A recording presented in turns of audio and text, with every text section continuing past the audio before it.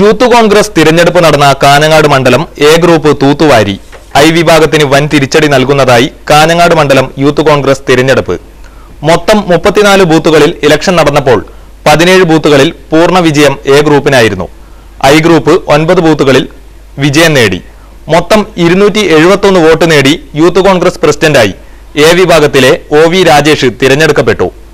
I വിഭാഗത്തിലെ Jaleel Karthika president സ്ഥാനത്തേക്ക് മത്സരിച്ചെങ്കിലും 172 vote മാത്രമേ ലഭിച്ചുള്ളൂ.